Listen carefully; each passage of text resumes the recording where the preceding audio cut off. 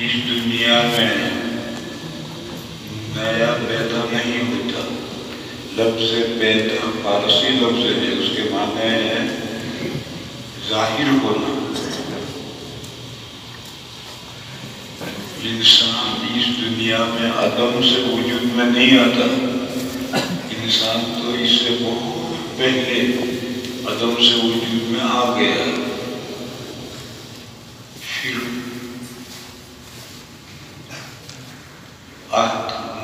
عالم ارواح میں اس کی روحیں رکھی گئی. پھر وہاں سے ماں کے پیٹ میں جب باڈی بنتی ہے تو اس میں فرشتہ منتقل کرتا ہے روح کو. پھر وہاں سے 4 مہینے کے بعد میں اس دنیا میں ظاہر ہوتا ہے. پھر زندگی یہاں جتنی مدت مقرر ہے وہ گزار کر کے پاس آگے بڑھ گیا.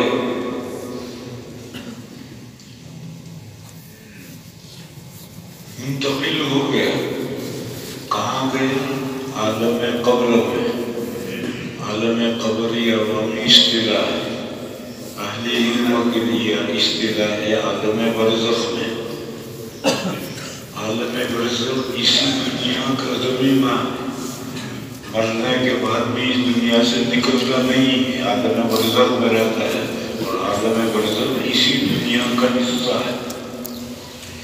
پھر جب اس دنیا کا الیوم آخر آئے گا، لاسٹ ڈے آئے گا، تو یہ باڈیاں پھر زمین میں سے نکلیں گی، ماں کے پیٹ میں سے نہیں. اور جب تمام اجسام وجود نکل آئیں گے زمین میں سے تو یہ روحیں جو عالم برزخ میں ہیں یہ ریورس آئیں گی. عربی میں اس کو کہتے ہیں معاد. آ کر اپنے بدنوں میں داخل ہو جائے. یہ قیامت کا دن شروع ہوا جو 50,000 سال کا دن ہے. پھر اس میں سارے معاملات نمٹ کر پھر جنت یا جہنم میں لوگ جائیں گے. اور جنت اور جہنم کی زندگی ہمیشہ کبھی ختم نہیں ہوگی. یہ ایک سلسلہ ہے. کسی کہنے والے نے کہا ہے یہ سیکھا میں نے ابو الحسن سے. امام ابو الحسن اشعری رحمۃ اللہ علیہ جو علم و کلام کے بڑے آدمی ہیں، ان سے میں نے یہ نکتہ سیکھا. یہ نکتہ سیکھا میں نے ابو الحسن سے کہ روح مرتی نہیں مرگے بدن سے. یہ سب کا متفق علیہ عقیدہ ہے. تمام اہل سنت والجماعہ کا متفق علیہ عقیدہ ہے. روح نہیں مرتی، مرتا یہ باڈی مرتی ہے، جسم مرتا یہ مٹی کے حوالے کر دیا جاتا ہے. اور روح تو عالم برزخ میں چلی گئی. بس یہ جو روح بدن سے جدا ہوئی اس کا نام موت. اور روح فی نفس ہی موت باقی اس کا نام ہے. دونوں کیسے جمع ہوتے ہیں یہ میں نے سمجھا ہے. بس ہر ایک کا چاہے وہ کافر ہو، مومن ہو، ولی اللہ ہو، شہداء ہو، انبیاء ہو، سب کے ساتھ یہی معاملہ ہے کہ روح مرتی نہیں بلکہ بدن سے. تو روح باقی ہے تو حیات ہے، اور باقی سے روح جدا ہوئی تو یہ موت ہے. دونوں اس طرح جمع ہوتے ہیں. حضرت شاہ ولی اللہ صاحب علیہ الرحمٰن نے اس کو یوں سمجھایا ہے کہ جیسے ایک بوتل لے لو، بوتل میں ہوا بھری ہوئی یا کوئی اور چیز بھری ہوئی، کوئی اور چیز نکل گئی تو ہوا پر رہتی ہے. اگر ساری ہوا نکال دو کسی مشین کے ذریعے تو بوتل کے چاروں طرف جو ہوا ہے اس ہوا کا اتنا زور کا دباؤ پڑے گا کہ بوتل ٹوٹے گی بم کی طرح. اگر بوتل کیوں نہیں ٹوٹتی؟ ہوا ہم نکالتے ہیں تو کچھ نہ کچھ ہوا رہ جاتی ہے. وہ ہوا متخلل ہو کر بوتل کو بھر دیتی ہے تو باہر کی آواز سے بوتل ٹوٹتی نہیں.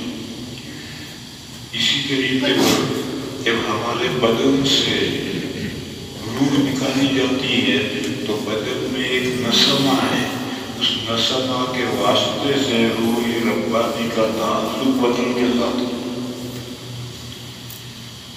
جب روح نکلتی ہے تو صرف روح ربانی نہیں نکالی جاتی، یہ جو نسمہ ہے اس کا بھی کچھ حصہ رہ جاتا ہے اور وہ متخلل ہو کر کماہیا ہو جاتا ہے. اس نسمہ کے ساتھ روح ربانی کا تعلق ہمیشہ عالم لرزت میں رہتا ہے. اور باڈی جو ہے، نسمہ جب باڈی میں ہے تو نسمہ کے ساتھ بھی، باڈی کے ساتھ بھی کچھ تعلق رہتا ہے.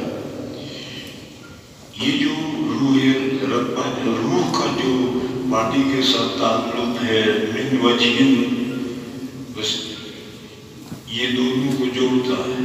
بدن سے نسمہ الگ ہو گئے، روح ربانی الگ ہو گئی، اور روح کا تعلق نسمہ کے ساتھ باقی، تو بدن سے نسمہ الگ ہو گئی، موت ہوئی، اور اس کا تعلق نسمہ کے ساتھ پھر جملہ باقی ہے، یہ حیات ہوئی. یہ تمام کے ساتھ یہی صورت ہے.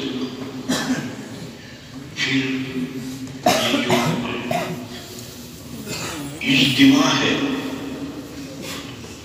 نسمہ کا اور روح ربانی کا، جو یہ اجتماع ہے یہ کلی مشکل ہے. جیسے تمہارے سر کے بال ہیں، کسی کے زیادہ کالے ہیں، کسی کے کم کالے ہیں، کلی مشکل. اسی طرح سے یہ اجتماع یہ بھی کلی مشکل ہے. کافر کی روح کا بدن کے نسمہ کے ساتھ جو اجتماع ہے وہ نہایت ضعیف ہے، لیکن ہے. مومن کا اس سے قوی، شہداء کا اس سے قوی، اور انبیاء کا اس سے قوی. اسی لیے قرآن کریم میں یہ فرمایا کہ شہداء کو تم اموات، مرے ہوئے مت کہو، ان کا نسبت بہت قوی ہے. روح کی نسمہ کے ساتھ نسبت بہت قوی، اور نسمہ کی باڈی کے ساتھ بھی نسبت ہے ہر ایک کے ہاں، لیکن یہ جو نسبت ہے یہ بھی کلی مشتت ہے. اسی لیے آپ کتاب ابواب الجنائز میں عذاب قبر کا مسئلہ ہے. وہاں میں نے بتایا تھا کہ اہل السنہ والجماعہ کا عقیدہ یہ کہ عذاب قبر میں صرف روح کو عذاب قبر نہیں ہوتا، یہ بدن کے جو اجزاء ہیں یہ بھی عذاب میں شریک رہتے ہیں. یہ کیسے شریک رہتے ہیں؟ نسمہ کا اس بدن کے اجزاء کے ساتھ بھی تعلق، اس کو وہاں سمجھایا تھا. بس جو اعلیٰ درجے کا کوئی تعلق ہے وہ تو انبیاء کا ہے، اور حیات النبی کا، حیات النبی نہیں، حیات الانبیاء، سارے انبیاء کا کی حیات یہ اہل سنہ والجماعہ کا اجماعی عقیدہ ہے. گمراہ فرقے بھی اس کو مانتے ہیں، غیر مقلدین بھی مانتے ہیں، مودودی بھی مانتے ہیں، نجدی بھی مانتے ہیں. حیات النبی کا یہ عقیدہ اجماعی عقیدہ ہے. پھر اس کے بعد دوسرے نمبر پر یہ شہداء کی حیات ہے. یہ منصوص ہے قرآن میں، یہ آیت کے اندر نص ہے، اس کو تو ماننا ہی ہے. اور اس کو ماننا تو انبیاء کے حیات کو بدل نص سے بدل دیا ہونا ماننا. اب اس کے بعد مسئلہ رہ جاتا ہے کہ اس اجتماع کی کیفیت کیا ہے. کافروں کو چھوڑو، مومنین کو بھی چھوڑو، شہداء اور انبیاء میں اجتماع کی کیفیت کیا ہے.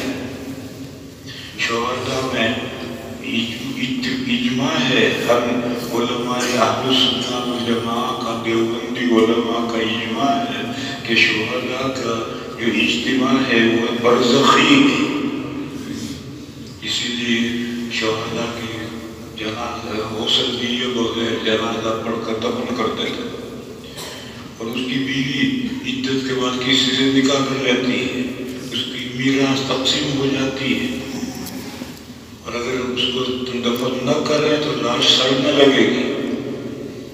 یہ تو دیوبندیوں کا اہل سنت والجماعہ کا اجماعی عقیدہ ہے کہ یہ جو نسمہ کا بدن کے ساتھ تعلق ہے، یہ اجتماع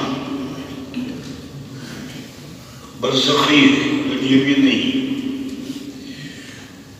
انبیاء کرام علیہم السلام میں اجتماع کیسا ہے؟